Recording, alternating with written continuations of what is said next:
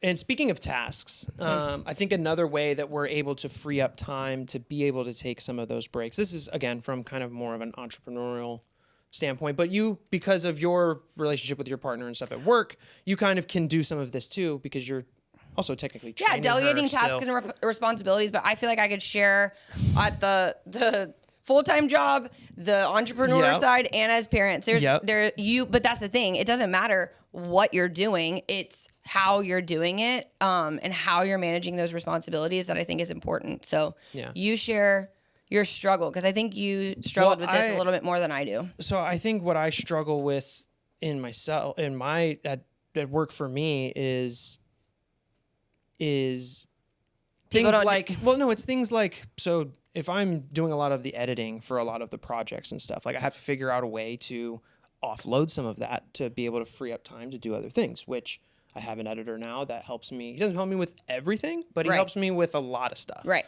And I could not imagine if this was last October before I had him. Right. And I was still like, I wouldn't be. You'd be drowning. Oh, well, I don't even know if we'd be doing this right now, to be honest with you.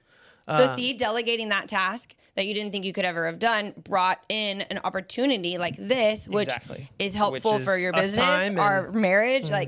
So it's important to, I think a lot of times, especially like perfectionists, which I know you probably wouldn't consider yourself so much of a perfectionist like me, but you are with your business and there's parts of me that are with your craft. Yeah. You definitely are. But in my defense, I have learned to remember when I was like doing a lot of design work? Yes. Like, remember that? Yes. I mean, but that's the thing, is it's very difficult.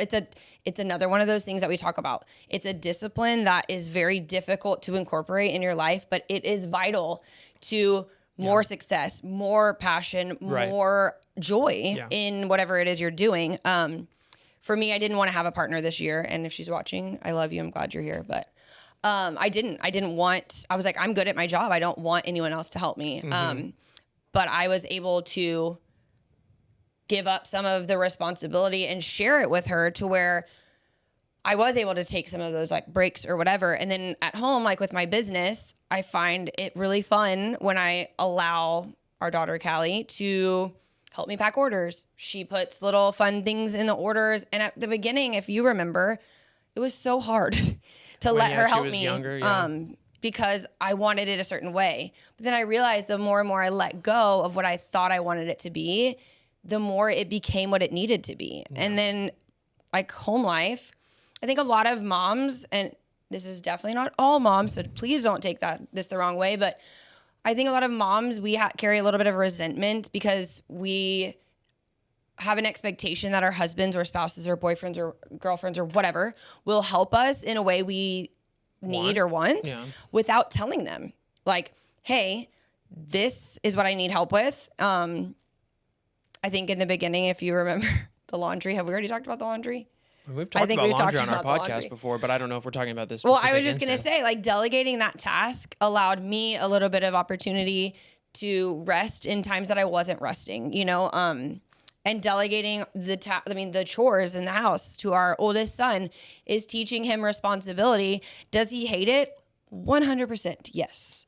But it's teaching him a discipline that I didn't really have as a kid, and so it's really important. And it's hard, but it's very important. And I think sometimes the hardest thing is even just in that delegation process of like feeling okay with it.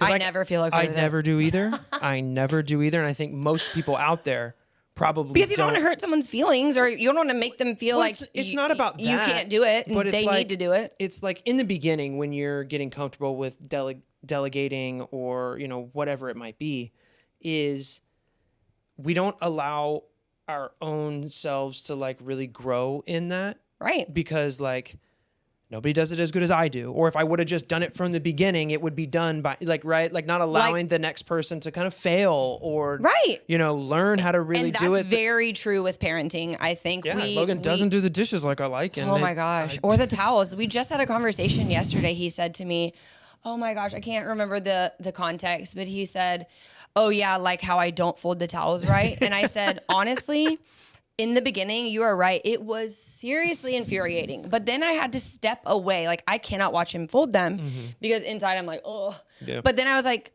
who cares? It's a freaking towel, you know? And that's kind of sometimes I think where it comes into play where, like, is this going to matter in 5 years how a towel is being folded or how somebody edits a 2-minute or 20-second video? Yes, it all matters. Yeah. But in the grand scheme of things, what matters more is you being able to allow other people to help you. That's where I think it comes from. Like, that's where it stems, is that asking for help and not claiming like you can't do it. It's just to get the level of success that you want in whatever it is.